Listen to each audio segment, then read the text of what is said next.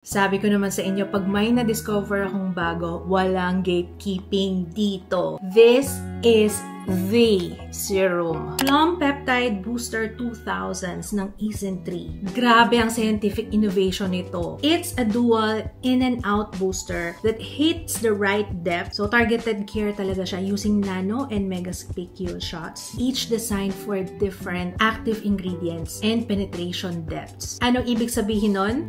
Ito yung nagta-target ng deep wrinkles. Meron siyang 300 micrometer or micron na lang gamitin natin. Ito yung longest and it delivers ingredients directly into deep wrinkles for precise firming. O, di ba po ang gayon? Out naman, ito naman yung 80 microns na nanospicules. It fills and firms pores from the outside. Smaller siya than our pores para ma-fill in niya and ma-tighten niya yung mga visible pores natin. Kaya nung nalaman ko yun, ay girl! Ito na yata yung hinahanap ko. Na-mention ko yung spicules. Alam ko may nagtataka, ano yung spicules, te? Spicules, ito yung mga microneedle shaped na particles. At like I said, iba-iba yung lengths niya. Per length, iba yung nakakapit para mas targeted talaga siya sa specific concern mo. For example, for deep wrinkles nga, ayan. For visible pores, and ang aim din nito is para less irritation.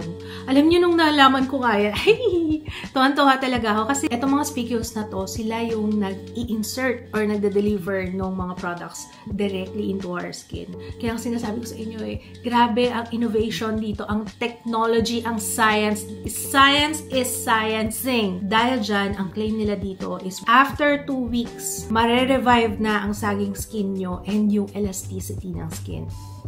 I love it. So, think of it this way. Kung familiar kayo sa microneedling, parang ganun siya mag-deliver ng actives for better penetration and absorption sa skin. Ang actives dito, meron siyang premium, high-quality, Anson-grown plums. Ang plums ay merong vitamins and anthocyanins na nagde-deliver ng nutrients sa skin. Tapos, high-efficiency eco-extraction. Ano ibig sabihin nun? Low-heat extraction siya. So, ibig sabihin, hindi na de-destroy yung nutrients para talaga makuha natin yung effect. Paano gamitin? Ito-turn mo lang to, ayan, ganyan lang siya. I use this as a serum. For example, sa gabi, after I wash my face, gagamitin ko muna yung aking toner, and then itong serum, and then moisturize. First use, kinabahan ako dito sa totoo lang, no?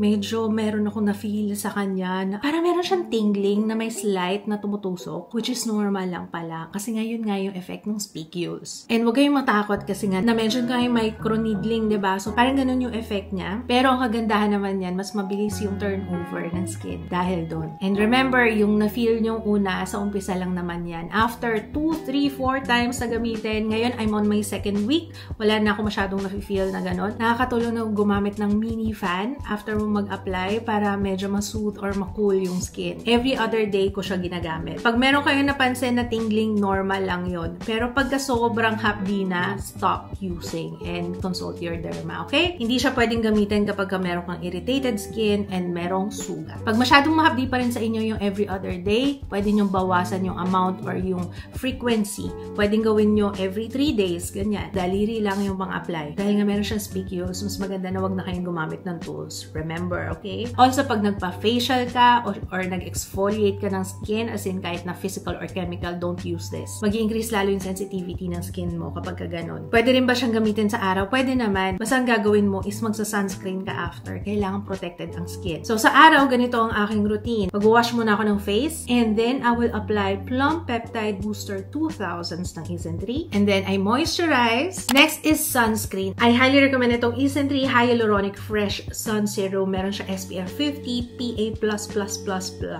So, broad spectrum to, not chemical sunscreen.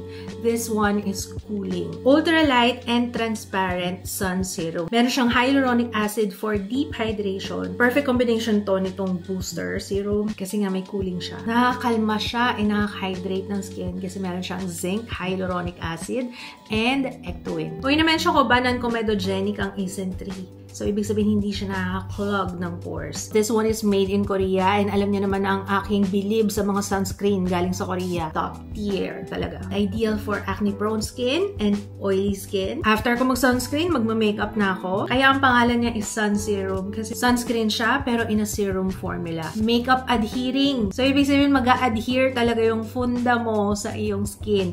Yun nga yung experience ko dun sa first one. Na-feature ko na to last year. Kung mababalikan niyo yung aking videos, highlight hyaluronic acid watery sun gel. Mahusay din siya. I will vouch dito sa mga sunscreen ng Isintri kasi talagang pang makeup talaga siya. Maganda ang kapit ng foundation pag yan ang gamit. Actually, kahit nga mag-skip na ako ng moisturizer, diretso na ng sunscreen, okay na okay pa rin. If you wanna try this out, I highly recommend. Sabayan nyo ko guys ha. Yun yung pinaka-tina-target ko ngayon, especially yung mga wrinkles. Opo. Lalong-lalo na yung mga visible pores. Madalas ko yung i-mention sa inyo. Hopefully, after a month, mas makakita ko ng difference on my skin. I-update ko kayo, definitely. So, stay tuned ha sa update ko. May mega sale sila ngayong 6/6. Kaya gamitin nyo na yung voucher ko, guys, ha? For 48% off.